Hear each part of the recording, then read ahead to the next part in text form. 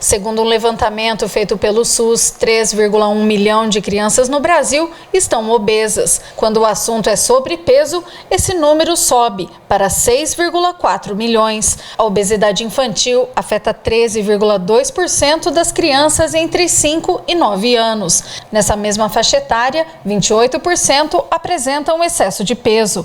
Já entre os menores de 5 anos, a obesidade corresponde a 7% e o sobrepeso, 14,8%. A nutricionista explica quando o sobrepeso e a obesidade têm início. Isso acaba sendo quando a criança começa a fazer as próprias escolhas dela.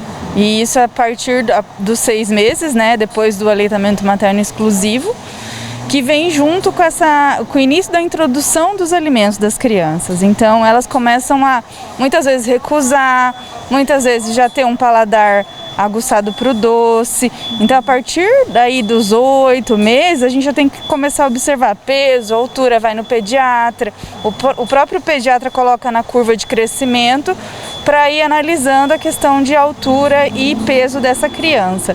Tá? Mas é muito importante nesse início aí de introdução dos alimentos, né, nessa fase, que a própria mãe incentive, né, o consumo de alimentos mais saudáveis, né? Para prevenir a obesidade infantil, o Ministério da Saúde criou ações de prevenção e controle para melhorar a alimentação na infância. Em 2021, a pasta lançou o Guia Alimentar de Bolso para menores de 2 anos, com uma orientação para introdução alimentar correta a partir dos 6 meses.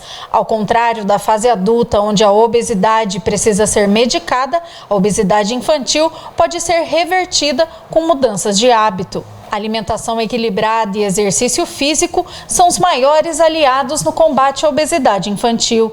Não deixar alimentos calóricos disponíveis também pode contribuir.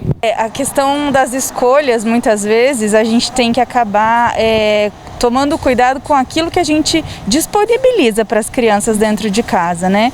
Então, a questão do que a família consome vai refletir muito nas escolhas dessa criança, né? Então, assim, como base, a gente fala assim, oferecer uma alimentação saudável mais assim, urgente possível.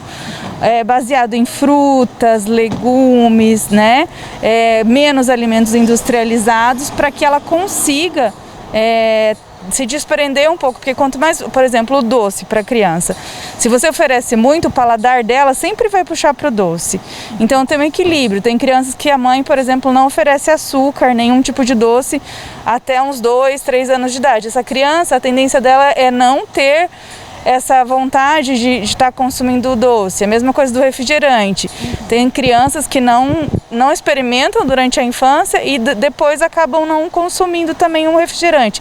Não gostam, sente a questão do gás, incomoda. Então isso já é um reflexo daquilo que os pais tiveram controle no início aí da formação dos hábitos alimentares das crianças. Segundo informações do Ministério da Saúde, a obesidade infantil teve crescimento durante a pandemia. Com crianças e adolescentes em casa, isso favoreceu o aumento do sedentarismo e uma alimentação inadequada. Mostrando que a criança nesse período ela já adquiriu uns 5 quilos a mais, justamente por falta de rotina, né, de não ir para a escola, de ficar muito tempo em casa, sem fazer nenhuma atividade física, o tempo maior em frente à TV, né, não tem aqueles horários das refeições principais organizada, né, a ponto de estar fazendo as refeições nos seus horários, que isso também impede que ela fique beliscando durante todo o dia, né? Então houve um reflexo muito negativo,